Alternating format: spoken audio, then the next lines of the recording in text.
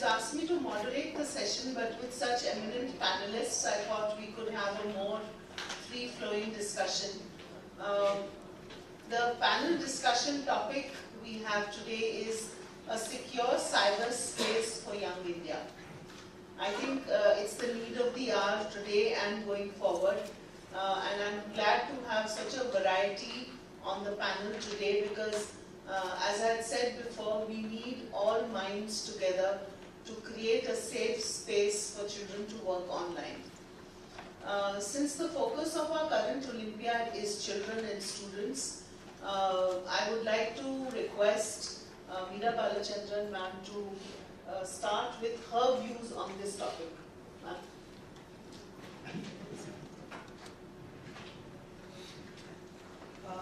Before coming here, I was just sitting back and thinking about the whole thing. And then I suddenly realized that the children who are there in class 12 today were children who were born in 2000. They're 17-year-olds. And I said they're children who were born in a world where there was internet. They knew everything about technology and they've grown with technology. So we can't even think of these children not having known of a world without technology. So I just thought about it. And then I said, what are we doing for them? And there are lots of stories. You hear parents sometimes come and tell me all the dangers, and we don't let them use the mobile phone, we don't allow them to use that, we don't allow them to do this. But I wonder whether it's right to block things off because you're so worried about the negative aspect that you don't think of the positive aspects of these things. So this is something, and when we had television and television became, when it grew as such, we were very worried about it. I remember a stage when we were never allowed to use fountain pens. We had to use those pens which you dip in the ink and write. And then we moved on to fountain pens. We were told, particularly in the Christian missionary schools, that you're going to spoil your handwriting using fountain pens. So we've all been through the stages, and today we are in a world where children really, I have very young grandchildren going to class 1 and 2, and they know everything about the internet. They know everything about WhatsApp. They're not allowed to handle the phone all the time. But if I ask them, can I put this picture on WhatsApp, they'll do it for me. Because they know. They've been exposed. There's nothing new. But I think as principals, all of us are here, we need to be very cautious about some of the things that could create problems. In the newspapers, you read about certain situations, and it's always like, this boy became friendly with me on Facebook, and that's how it all began, and so on and so forth. So we need to be really very cautious, and I think that's when cyber safety comes into play. Another thing I was thinking of, we do school audits, and we are one of the agencies for CBSE to do school audits. And then I suddenly realized, in fact, we worked with CBSE to prepare the book or the book manual for audits. Nowhere have we mentioned about cyber safety. Nowhere have we looked at it. We have said that when we go into a school, we'll do a safety audit of the school to see whether the fire escape routes have been put up properly, whether the buses have got first aid equipment, whether the drivers and conductors know about using that. But we never ever mentioned anything about cyber safety. I came in a little early here and I saw a little video on safety wall. And the children had written all about cyber safety on that safety wall. And suddenly I thought, when we do audits of schools, we must do a cyber safety audit of the school. Do the school authorities spend some time on cyber safety? And what a better way than doing it than through our Olympiads. Because when children are given these questions, they will read for it because they want to do well in it, and there will be some learning that takes place. And if principals are conscious of this, cyber safety could be one of the areas that we could audit. These are some of the thoughts that went through my mind when I was invited for this seminar. I think that's about all, Pandey. I don't know, as we go along, maybe we could sort of share some more ideas. But and with such eminent speakers here, I think I shouldn't take any more time, Anjlee. So, should I begin with a question to Dr. Pandey? In fact, Dr. Pandey, I was thinking, you are a colleague of mine, and I know you're doing a lot of work, and he's chairperson of NPSC. I was also chairperson of NPSC some years ago, and I know that his reach is really commendable. I'd like to ask you two questions, Dr. Pandey. One, how have you ensured, what are the measures you've taken in your school to ensure cyber safety? And the second thing is, how can you help this organization reach out to many more schools and many more children? Thank you, ma'am. Good afternoon, ladies and gentlemen. I think I will make the atmosphere a bit lighter by sharing an anecdote. The children, when they start writing, or used to start writing, now they are writing on the screen. They used to write with pencil, and adults write with pen. There is somebody very rightly commented that children make a mistake and it can be erased because they write with pencil. Adults make a mistake, can't be erased because they have written with pen. But if Premji is to be believed, all of us are writing digitally and it is being locked. So we can't erase it. So it only suggests that we have to be very, very careful, right? Thank you, ma'am, for posing that question. What is happening is that as adults, we have to realize 2 or 3 things which are very, very important for us. Number one, the children as young as 3 years, they are into the digital world. Middle school children, senior children, so at each stage, there are attendant dangers involved. Okay? So in the beginning, if nothing, if even playing video game, relentlessly, brings in some security threats there. And then you start texting, you start emailing, online purchasing, socializing, online media. It has all those things, and we need not go into details of that. Even a simple mistake that you make, and that is called a typo squatting. I don't know how many of you have heard about it. That you make one mistake in typing the URL, and you will be taken to a path which is very dark, and you don't know where the child has gone. He was trapped once to visit Bhubaneswar to buy a video game, because they said that if you come here, then only you will get this video game. And he boarded a train, and on the train he was taken to somewhere else, and it was a cyber case of kidnapping. And just imagine the parents anyway. I will not go into the details. Somehow the case was saved, and the people were caught and all that. So it is absolutely uncertain world, and therefore the answer to your question, ma'am, is that as adults we have to educate ourselves as to what all dangers are there. So I draw a parallel that we tell children a lot of safety measures. We want young children to save themselves from burning. We want them to save themselves from drowning. We want them to save themselves from strangers. We want them to save themselves from being allured. So many things we want them to do in the physical world. I think there is a huge and even more dangerous cyber world where if we do not educate them and if we do not take care of them, things will be very, very bad. So this is one aspect of it. The second aspect is that one is that you have to save yourself, and the second is that how you can be a digitally good citizen, good user, with a lot of good etiquettes, and you don't become a threat to others. So this is the second aspect of it. And of course the third aspect is that we have to create an enabling environment, and which I would put as something called cyber value system, or cyber wellness program, as Dr. Anjlee has mentioned in her speech. So what would be the paradigm of that cyber wellness program and cyber value system? After all, this internet is a tool which has been designed by the human beings. And therefore the human beings only have to design a tool as to how to use it safely and how not to use it as a threat for others and not to be victimized by somebody using it in a threatening way. So we have the program, we educate them, we are educating the parents, We had a recent eye checkup done for the children of 5 years and 4 years.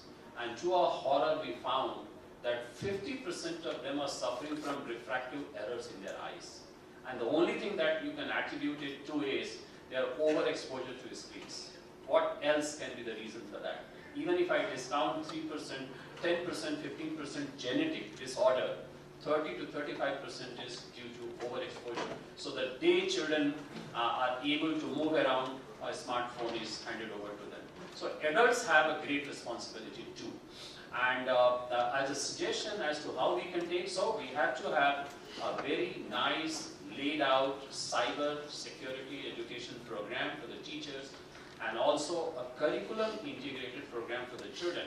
And I think Learning Links is in a better position to do it. And my very dear friend Pavan is here, probably he can guide us in finding out as to how we can, create a policy framework where very strong anti-cyber bullying measures are taken.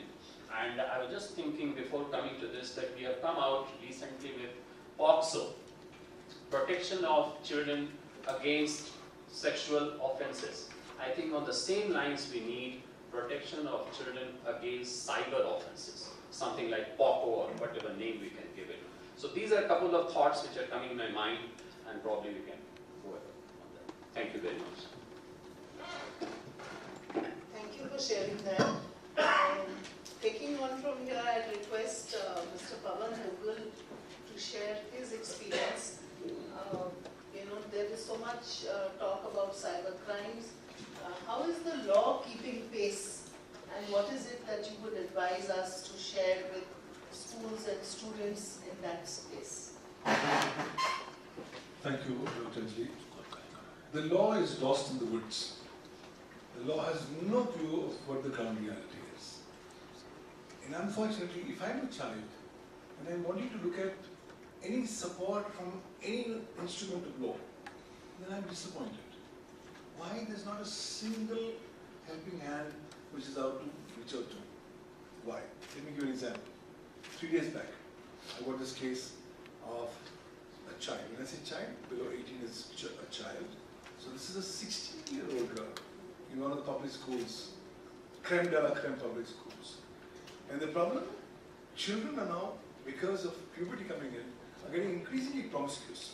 So consequently, they are madly in love with Snapchat, the app which promises that your message once delivered will disappear and destroy itself in 10 seconds. Much to their horror, Indian children are realizing that what the company is saying is not correct. So there is now specific software available which now allows you to capture the message in those 10 seconds before it self-evaporates. So a lot of these students have started experimenting with their own bodies, clicking photographs, thinking at best it's only for 10 seconds, without realizing that the photographs get captured on the other side and land themselves up on pornographic websites. So how do you land up helping this girl who's now found to her horror? She's been crying the last 72 hours. Her parents are running helter-skelter, and there's no effective legal remedy available because the websites which have helped in transmission are located outside India. They're not responding, and they are very clearly telling us, get us a court order. And getting a court order in India means it's going to take some time. More so, a majority of the cases are not very sensitive to the time criticality and the essence of these kinds of matters. So first and foremost, I think we really need to wake up from our legislative slumber. India as a nation is sleeping as far as protecting children's rights online is concerned. Let me give you an example. We enacted the Indian Cyber Law way back in the year 2000. The Indian Cyber Law, those days, was one of the earliest cyber laws in the world. India became the 12th nation to enact a cyber law. But you try to find the word child in that law, you would be disappointed. The word child was missing. They just defined broad pornography, not even added or elements pertaining to child pornography. It was a lot of hue and cry when the amendments to the Act took place in 2008. The legislature added a specific provision making child pornography as a heinous offense. Today, it's not just publishing, transmitting, or causing to be published or transmitted child pornography that's an offense. The law has gone a bit further. The law says even if you browse child pornography, mind you, browse. That's a non-bailable offence.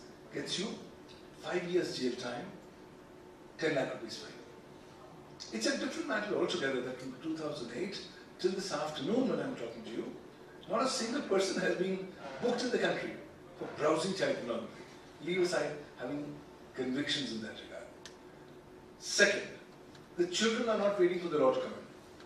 Children are going left, right and center. We've had this case of a 5-year-old boy in a day boarding school, one of those schools which allows free Wi-Fi to all students and allows students to carry their devices, to use the school's Wi-Fi to hack into the principal's account and leave message. Now, if that's happening in 5 years, I think there's something that we as nation builders, as parents, as responsible citizens need to understand. We cannot mindlessly hand over devices at the hands of children. What is the alternative? Shall we stop? We stop. What happens? The peer pressure is so huge. They're going to abuse us. And today, it's amazing the kind of lingo that children have started using, visiting their own parents, and using 4-letter words in WhatsApp communications. It's amazing. I think as a nation, we don't know which slide, when is the slide going to pause, leave aside to stop at one point of time. So in this scenario, we have nothing in place. Good news, the Indian government has said, I'm going to be amending the Information Technology Act this year. So a couple of things are required. I cannot allow as a nation my children to be having devices, throwing them into deep waters, into the ocean, without them realizing that what they do online on these devices is legally admissible evidence, can be used for incriminating purposes and also for prosecution. So without sensitizing them, it's of no consequence. I've been talking for quite some time that you will need to incorporate cyber law and cyber security law as an integral component of your school curriculum from the first class onwards. Because children are not ready. Technology is not ready. Forget about children. Let me ask the people here. Is there anyone in this room, anyone, who's not on WhatsApp? I don't see a single hand. See, we are a nation that's united by WhatsApp. WhatsApp has become India's official national religion. That being so, we are mindlessly putting all kinds of stuff up there without reading the terms and conditions. So if we as adults are not reading the terms and conditions, how do you blame the children? They're not even expected to read this. And mind you, WhatsApp is ruthless when it comes on the terms and conditions. It says whatever you're going to publish, audio, video, image, text, is public information. You have no privacy. And most of the children don't even know that they have no privacy on WhatsApp, but they'll end up sharing all kinds of stuff. So when I talk of cyber wellness, I'm disappointed because the law has not gone that far ahead. Fortunately this year, hopefully with these amendments, we should look at positive, cogent responsibilities to put for intermediaries and stakeholders. And I think it's funny. We are forgetting the important role of service providers in this entire ecosystem. Service providers cannot be allowed to take a hands-off approach.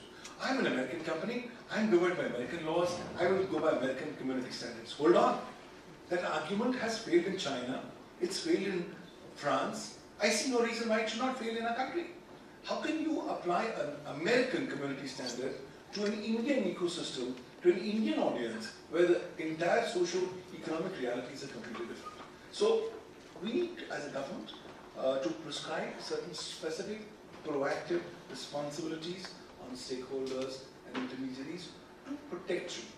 Now, if a child is on the line of fire, it's the worst thing to hear from a service provider, I can't act till such time you get me court order. I mean, that kind of lethargy of approach needs to give away. These guys need to be made responsible. If they don't respond back within, say, 12 hours, I'm not even talking about 24 or 36, I'm talking of 12 hours, then I think action needs to be taken against them. Because a child, once devastated by 360 degrees, 24/7 exposure online, it becomes impossible to get the child back onto a track of normalcy within a short period of time. It's going to be with him and scar his rest of his life for all times to come. So I think law needs to play a very important role.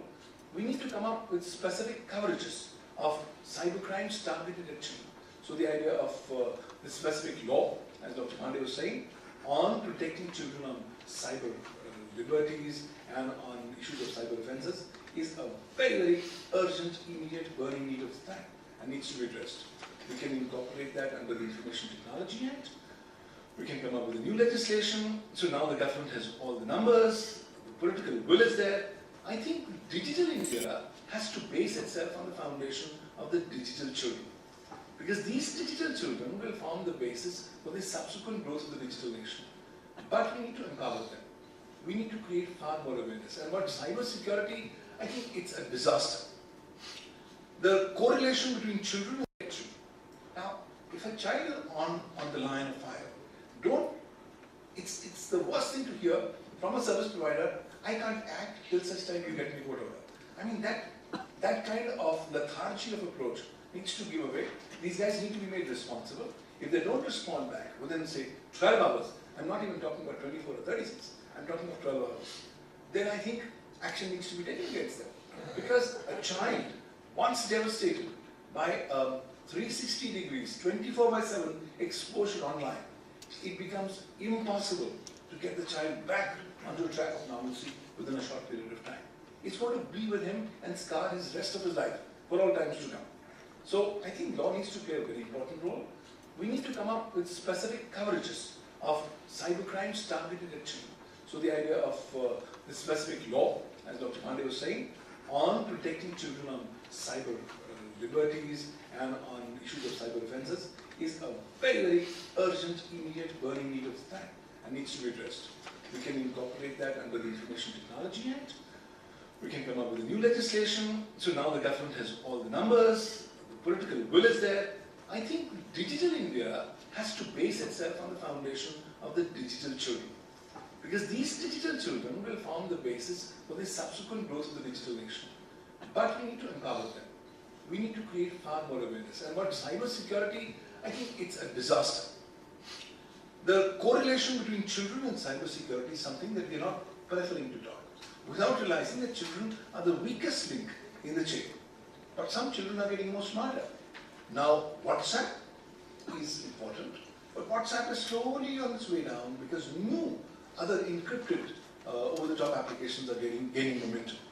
Applications like Telegram, applications like Signal, where children are saying, well, we're going on these ones because there's news that WhatsApp is sharing our information.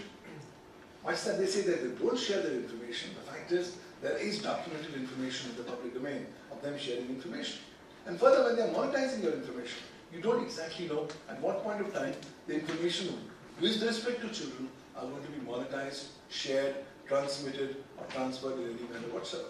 So this is important. And finally, I think we need to create a culture of cybersecurity by creating more awareness. Law can at best have a very small component. It can have an element of deterrence, but the deterrence needs to be strong. Today, I engage in child pornography. The law says, okay, 5 years imprisonment, 10 lakh rupees fine. I believe that 5 years is much lesser. It needs to go to 10 years. I think we not only need to have deterrent provisions of law, we need to effectively implement the same, which we are not able to do so. We don't yet have a specific cyber crime conviction in the country pertaining to child pornography. This is despite the fact that so many pedophiles are existing. In fact, Indian market is full of pedophiles. The tier 2, tier 3 cities and tier 4 cities are like harems for cyber criminals who go out there because, well, there's nothing out there.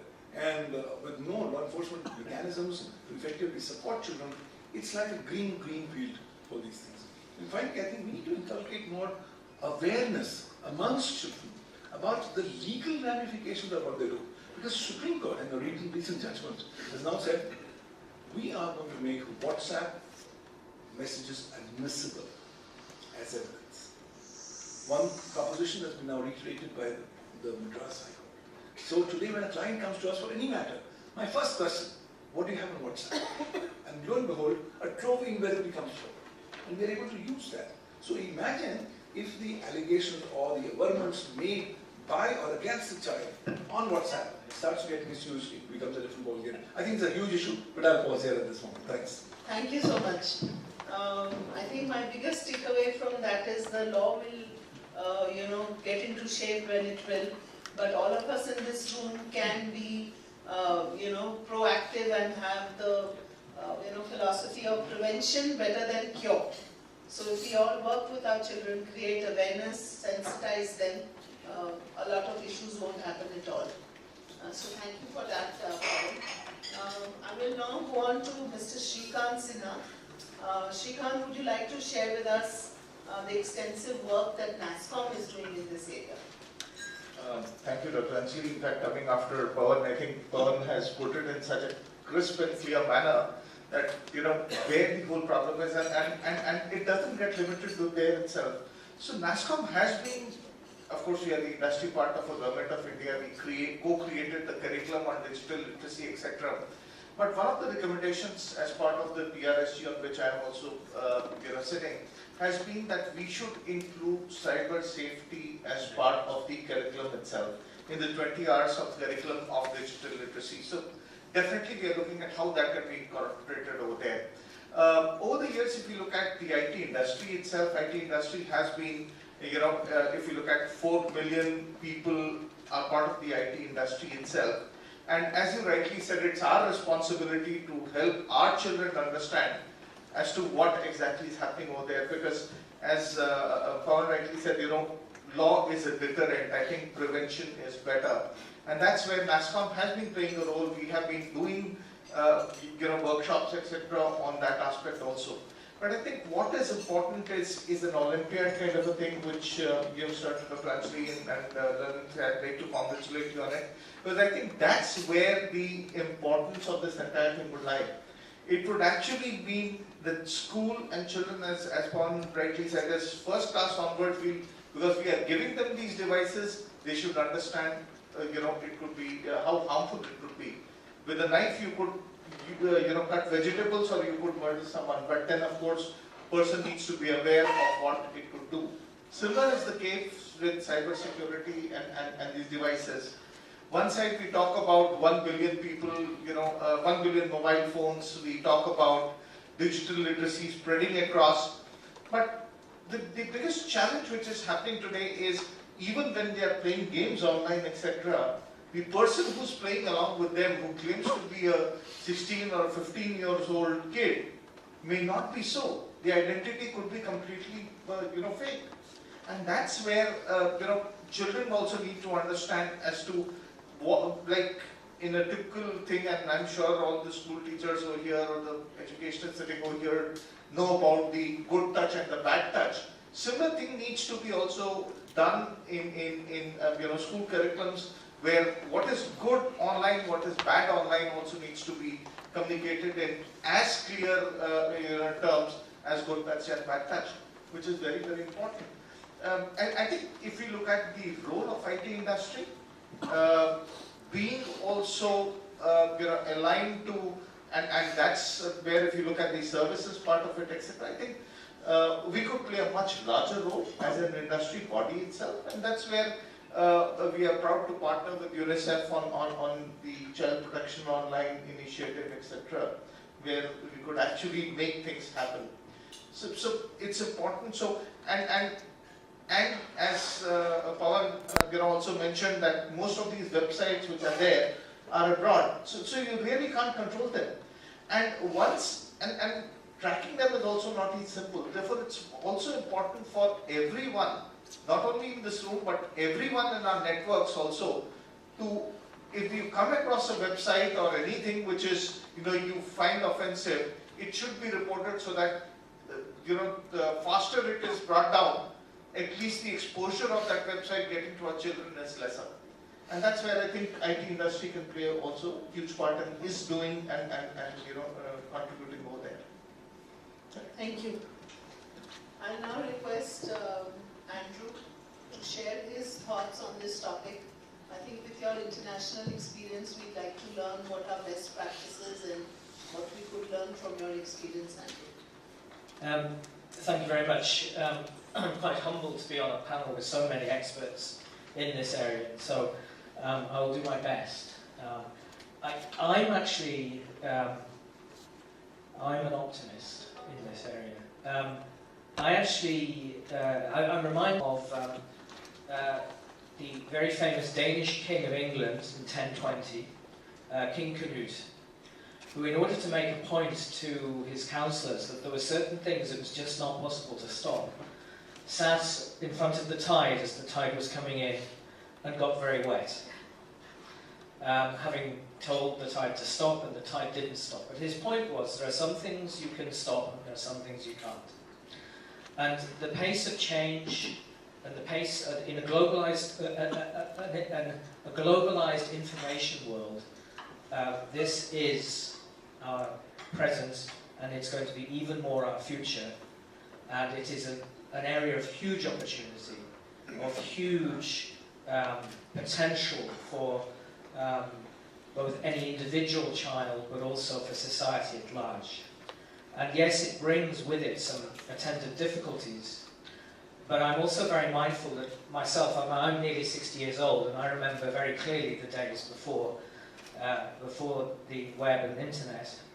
And writing my PhD on a computer little abstract which had 256K capacity, I had to save a new file every 10 pages.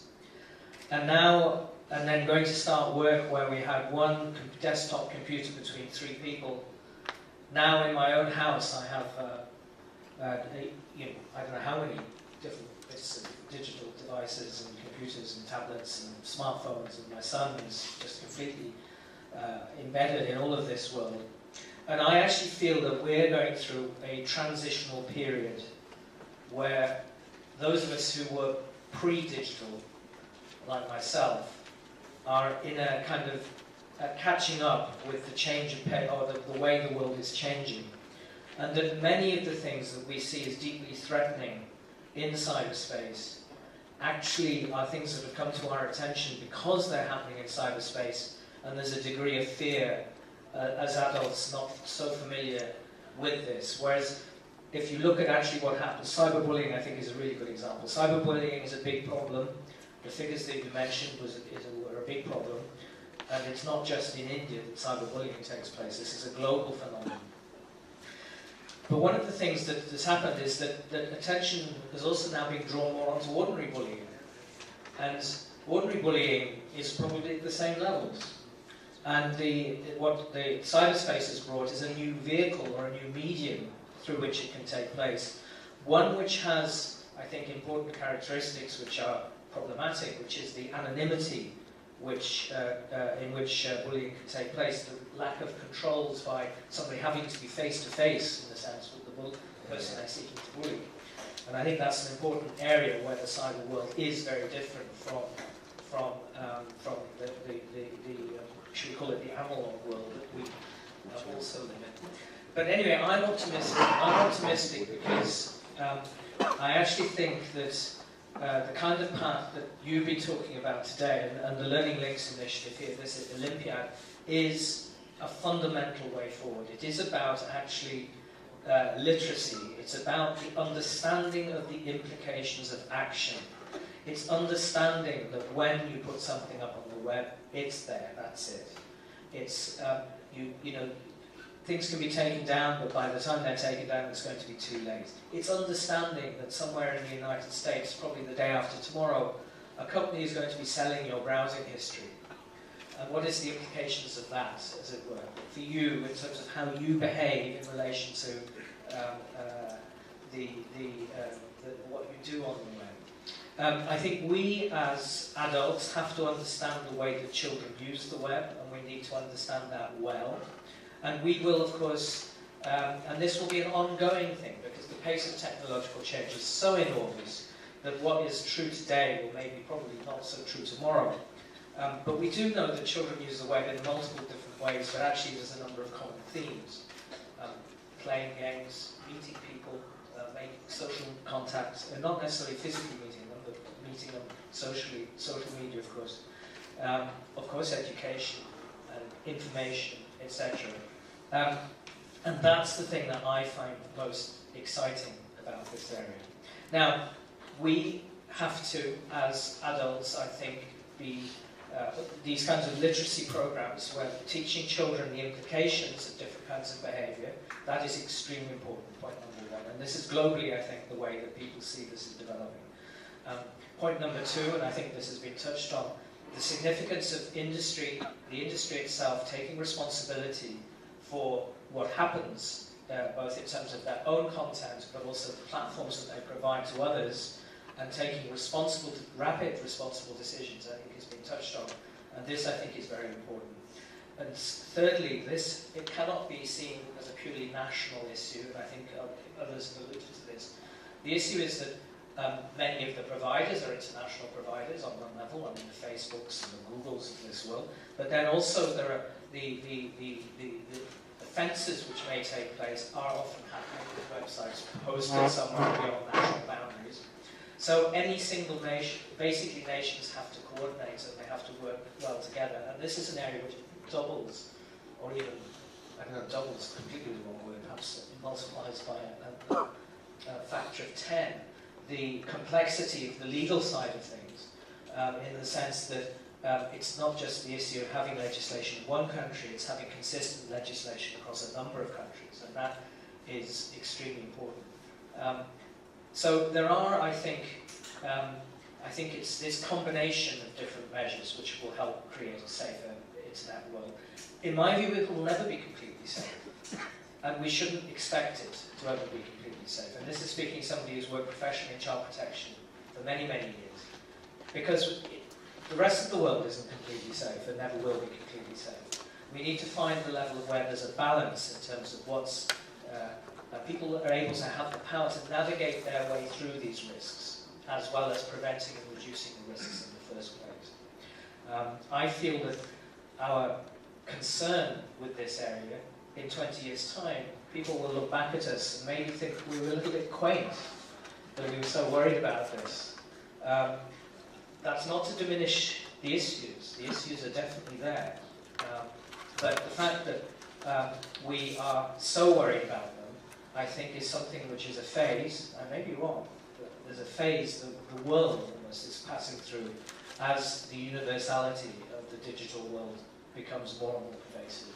So as I said, I'm extremely optimistic about this area, with all the attendant risks, and I do commend very much this initiative which you started, because I think it's absolutely hitting it in the right place. It's the question of actually people being, and I think there will be others who will learn from this experience, and so please document and publish and communicate the results of how this works, because I think that this is in the end the answer. It's actually people's ability to, in combination with the law, with legal action and responsible business behaviour, but it's actually people's ability to understand and to navigate through the cyber world, which I think is fundamentally the most important. And I think this is a global realisation that people are coming to. So thank you, I'll stop. Thank you very much, Andrew. I'm an optimist too in this domain, and therefore we are very excited about the Olympiad reaching out and educating people to be safe. And as you rightly said, the physical world also has its unsafe moments and spaces. So how we can work with our youth, our educators, and as I said, prevention better than cure, sort of a philosophy. So thank you for sharing that. The other point regarding having international, engagement, I think the government can play a role in that, so that the legal aspect gets covered more effectively. In fact, our team is ready to take this Olympiad international as well, because the more we understand the content that we are sharing through this Olympiad, it has relevance globally. So maybe the next time we launch it, the next phase of it, as I said, this is going to be a series of Olympiads. We may open it out for an international audience as well. So thank you for that. I know we need to have some time for the audience to ask us questions as well. So if some of our panelists have any other comment, I'll have them share that.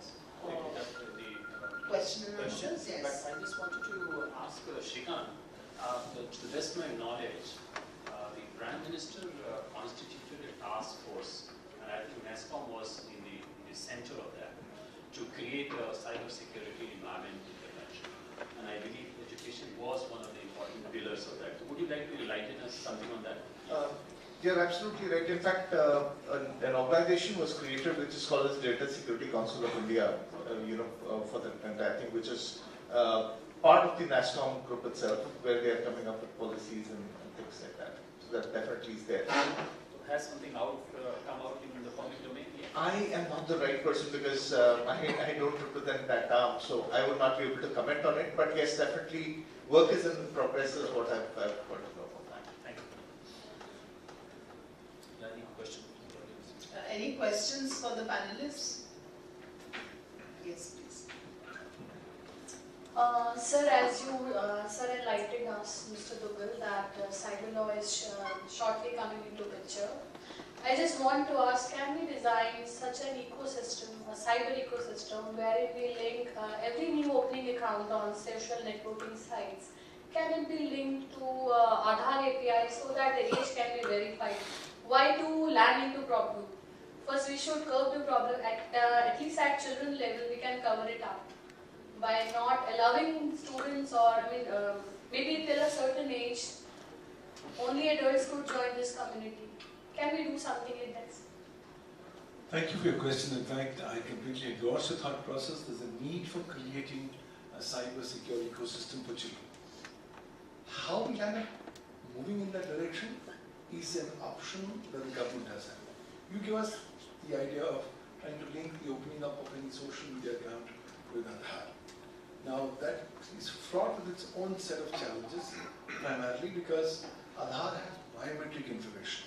In the moment you're going to link that in the context of usage on a social media platform, which is not physically located in India, you could potentially have the challenges of biometric information and connected stuff flowing outside the territorial boundaries of a country, which could actually potentially be even exposing the children. And already we are beginning to see a large number of private players have started building their own private army of biometric thumbprints under the garb of so-called Aadhaar authentication. So misuse is writ large, so we'll have to avoid. But more significantly, assuming we go that way, the children are not going to wait. They will find 10 different indirect ways of bypassing the ecosystem. And for example, today in India, a child is presumed to be a minor and is incapable of entering into a contract before he achieves the age of 18 years. Facebook's official standards, it needs to be minimum 13 years. I know of children who at the age of 4.5 have got their own Facebook accounts.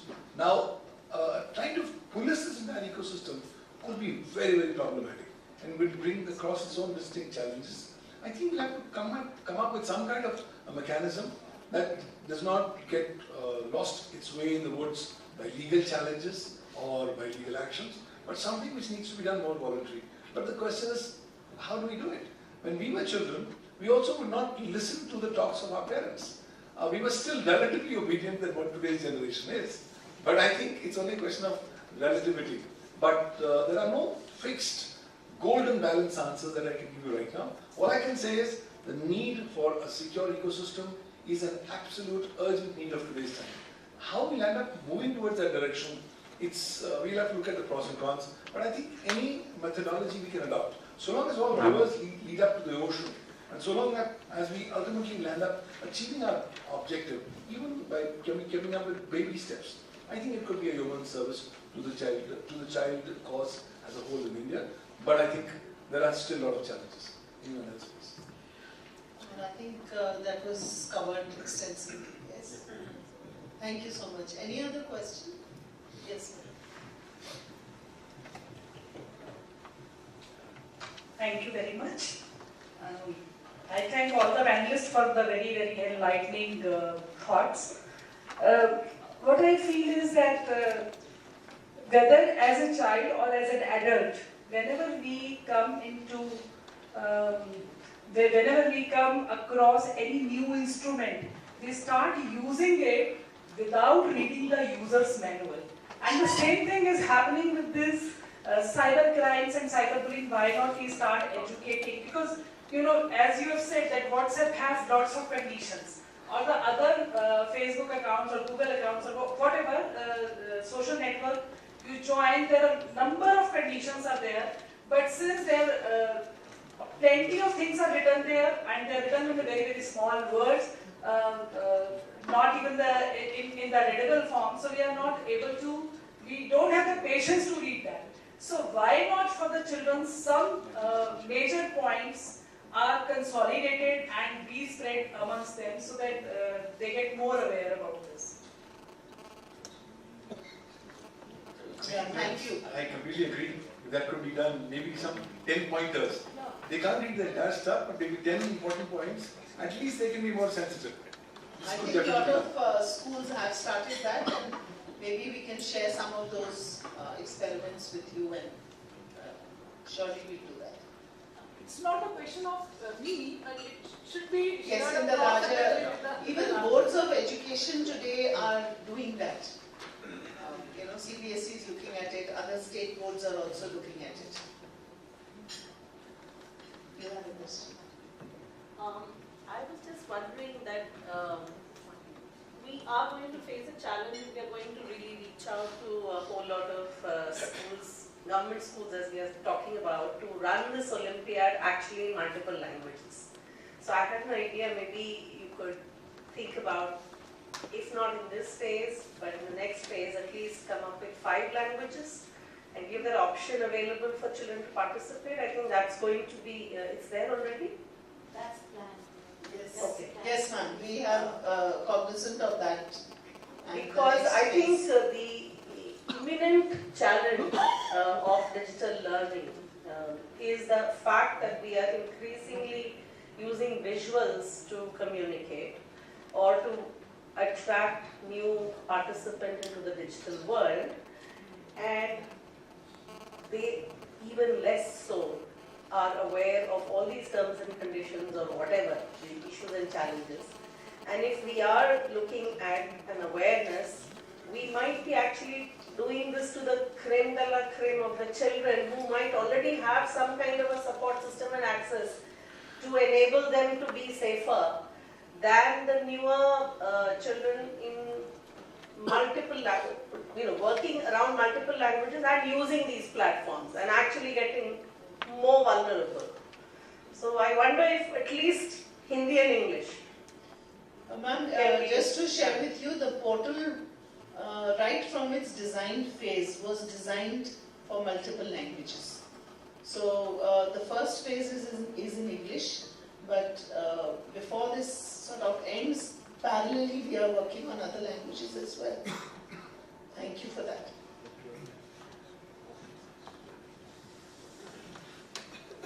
I feel one of the points which has not been covered in cyber awareness, though it was mentioned by one of the panelists, that our houses are full of gadgets, latest newer gadgets, and more, the new one comes and new version comes and we are buying more and more. So what to do with the old one? That also should be the part of our literacy. What to do with because in a way we are creating e-waste, so much of e-waste, and most of us don't know what to do, how we are, discarding that, or are we creating a kind of a bomb, which can explode and in a very unhealthy way. Plus, I'm talking about a cheaper version of cheaper gadgets which are available and which may not be having the safety norms which should be observed. So that also, in a way, we are creating. So I would like to highlight that. Sure. The point you have made, ma'am, is very, very correct. Yes, it's there. Even if we open our drawers, we'll find a lot of things. Just to put it in a perspective, let me talk about some very simple statistics. Okay, we are talking about India having 1 billion mobile phones. 1 billion mobile phones will have 1 billion chargers also. Assuming a fault rate of just 30%, okay, and assuming the charger to be 100 grams, okay, just imagine at 30% how much weight are we generating of e-waste? 30,000 tons. We are just talking about chargers, we have not spoken about the mobile phone, we have not spoken about laptops or the desktops or the fridge or the AC, what have you. So you're absolutely right, e-waste today is a major problem for India. And the bigger problem is that 90% of this e-waste today goes to what we call as informal sector. So very close outside Delhi, Moradabad is there, where we have gone and ourselves seen, because we work very closely with the Ministry of Electronics and Information Technology on the e-waste awareness program. Because 2 years ago at NASSCOM function, the Prime Minister had spoken about that, we have to be conscious and a program for awareness has to be done. So you're absolutely right. So you need to have collection centers. You need to have, people who are aware of how to actually ethically and safely dismantle. First it has to be dismantled, then it needs to be recycled. So that entire thing needs to be understood and done. So yes, it's a huge challenge, and the government is working on it towards ensuring that to be done. Thanks. So I'd like to thank all the panelists for a very interesting and interactive session, and I hope the audience benefited from the experience of each one of them. So thank you very much.